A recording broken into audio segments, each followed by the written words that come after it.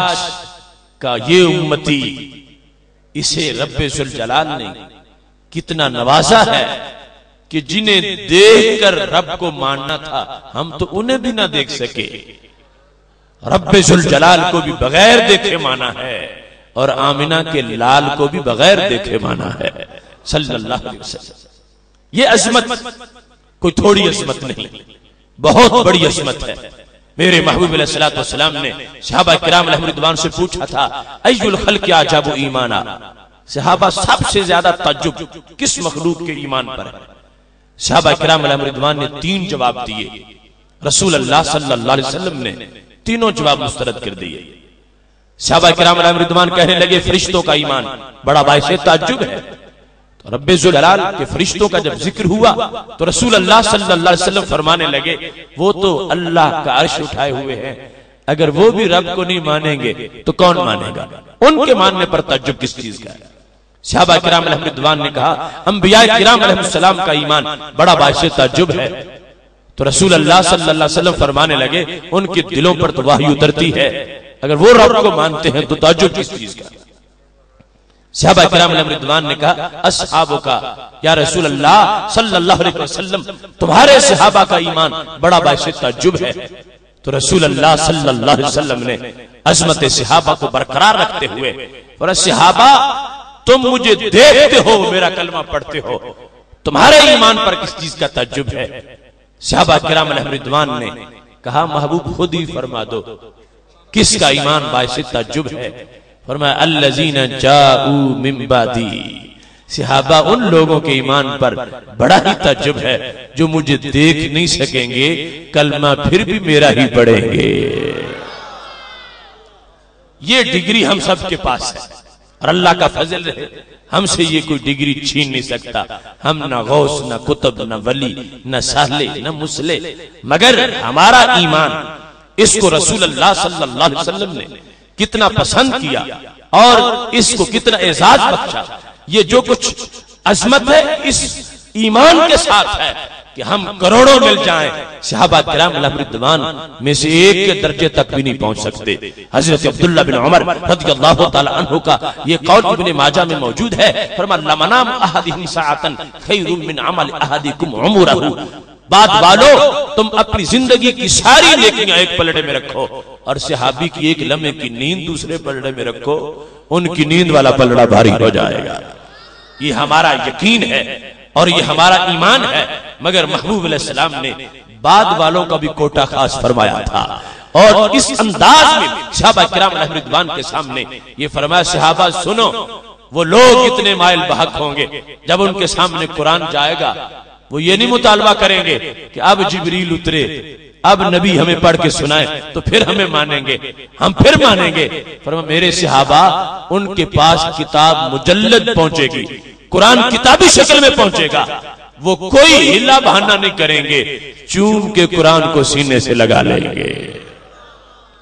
یہ بہت بڑی عظمت اور آج گئے گزرے زمانے کے اندر ہمیں اپنی سستیوں غفلتوں کا اعتراف ہے، مگر اس پورے مجمع میں یہ سمجھتا ہوں ایک بندہ بھی ایسا نہیں ہوگا کہ جس کا یہ یقین ہو اور جس کے ایمان کی یہ صورتحال ہو کہ وہ کہے کہ یہ اردو بازار لاہور میں چھپنے والا قرآن پتہ نہیں ہمارے نبی علیہ السلام پہ اترا بھی تھا یا نہیں۔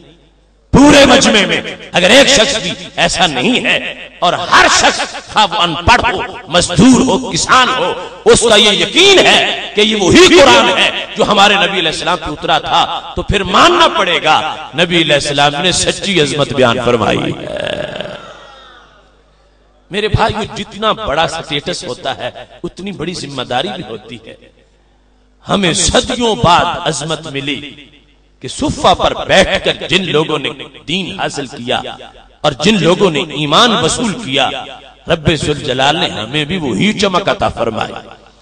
یہ نہیں ہے کہ صفہ پر ایمان لانے والوں بیٹھ کر ایمان وصول کرنے والوں کے ایمان کے کچھ شعبے اور ہوں اور ہمارے لیے کچھ کمی آ گئی ہو، ان کا تو فرشتوں پر ایمان ہو اور ہمارا نہ ہو، ان کا تو کتابوں پر ایمان ہو اور ہمارا نہ ہو۔ نہیں نہیں، جو ایمان کا انداز ان کو رسول اللہ صلی اللہ علیہ وسلم نے عطا فرمایا تھا، رب کعبہ کی قسم ہے صدیوں کے گزر جانے کے باوجود وہ پورا ایمان ہمارے سینوں تک بھی پہنچا ہے۔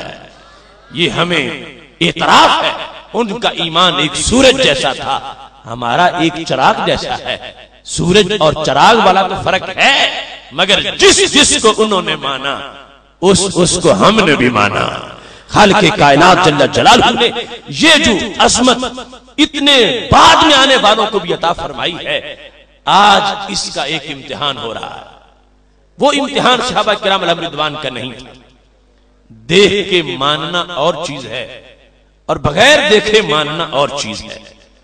مقام رسالت اور منصب نبوت کے لحاظ سے آج جو روزانہ ایک آزمائش ہے، اندرونی محاذ پر بھی اور بیرونی محاذ پر بھی، کبھی معاذ اللہ ڈنمارک کے خاکوں کی شکل میں اور کبھی سویڈن میں خاکوں کی شکل میں اور کبھی ان کے ایجنٹ جو اندرونی محاذ پر ہے ان کی طرف سے، جس طرح کراچی میں اشارہ لیاقت نجمہ ہاؤس سے خاکے چھپے ہیں، یہ سارا جو ایک امتحان ہے اس وجہ سے ہے کہ منصب نبوت کی جو پہچان چاہیے اور منصب رسالت کا جو تعارف چاہیے، وہ تعارف عوام کو نہیں کروایا جا رہا اور وہ تعارف غیر مسلموں کو نہیں کروایا جا رہا، جس کی وجہ سے اس طرح کی روزانہ فتنے ابھر رہے ہیں۔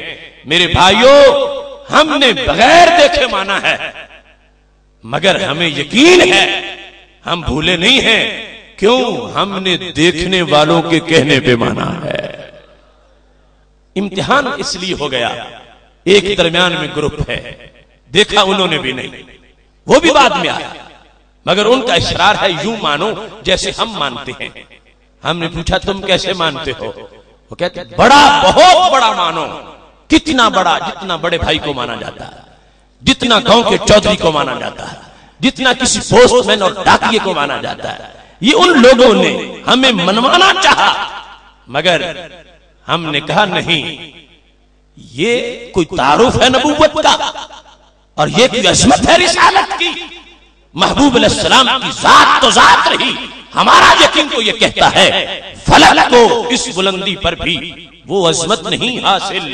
جبین خاک سے پوچھو مقام نقش پاک کیا ہے، وہ جس جگہ پہ قدم رکھ دے اس جگہ کی بلندیوں کا کی کوئی پیمائش نہیں کر سکتا۔ ان کے منصب کی پیمائش چودھری اور بڑے بھائی کے ساتھ، اور یہ انداز بیان یہ ہرگز وہ نہیں ہے جو سید عالم نور مجسم شفیع معظم صلی اللہ علیہ وسلم کو رب ذوالجلال نے شان عطا فرمائی ہے۔ لہٰذا اس ماحول کے اندر ہم یہ بتانا چاہتے ہیں، آج پوری دنیا میں اس بات کو اجاگر کرنا چاہتے ہیں کہ اگرچہ ہم نے دیکھا نہیں ہے، مگر ہمیں کوئی بلانے کی کوشش نہ کرے اور کوئی بھلیکھے میں ڈالنے کی کوشش نہ کرے، ہم نے دیکھنے والوں کے فیصلے کے مطابق مانا ہے۔ ہم تو بعد میں آئے، دیکھنے والوں نے دیکھا اور انہوں نے بیان کیا۔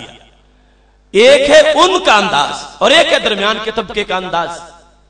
ان کے نزدیک انداز کیا ہے؟ کہتے ہیں ان کے بھی دو ہاتھ ہمارے بھی دو ہاتھ، ان کے بھی دو قدم ہمارے بھی دو قدم۔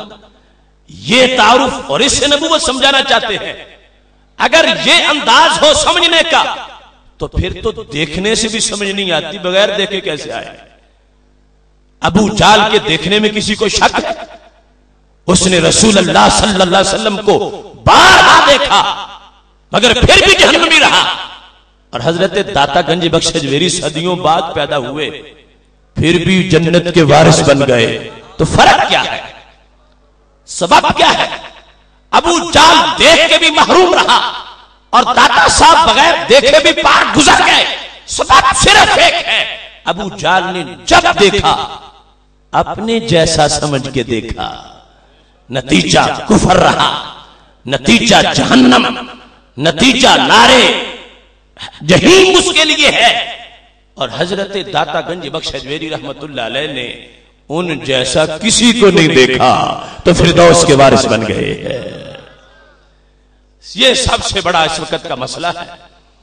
جو انداز دیا جا رہا ہے وہ تو دیکھنے میں بھی مفید نہیں، بغیر دیکھے کیسے مفید ہوگا؟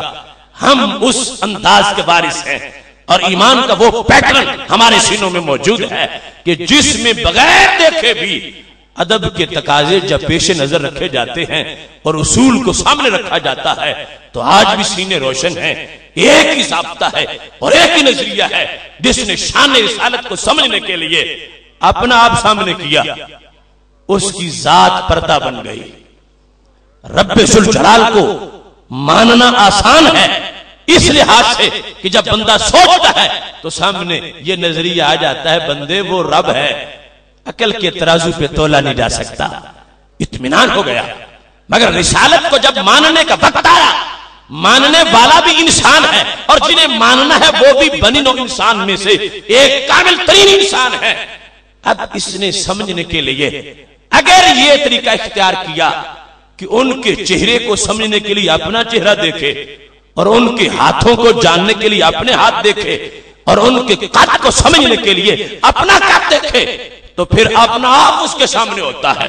اس کی آنکھوں پر اس کی بشریت کا پردہ پڑ جاتا ہے، نتیجہ گمراہی میں نکلتا ہے. جو رب ذوالجلال کے محبوب علیہ السلام کو ماننے کے لیے اپنے آپ کو نہ دیکھے، شان قدرت کو دیکھے تو نتیجہ حضرت صدیق اکبر کی شکل میں نظر آتا ہے. یہ آج کے زمانے کا ایک فیصلہ ہے.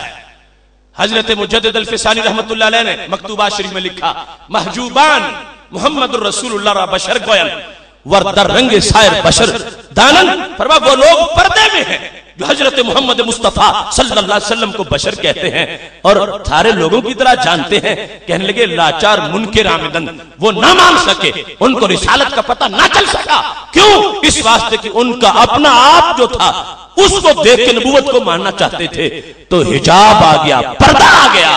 اور جنہوں نے نبی علیہ السلام کو مانتے وقت اپنے آپ کو نہیں دیکھا، شان خداوندی کو دیکھا ہے، ان کا کلیجہ ٹھنڈا ہو گیا.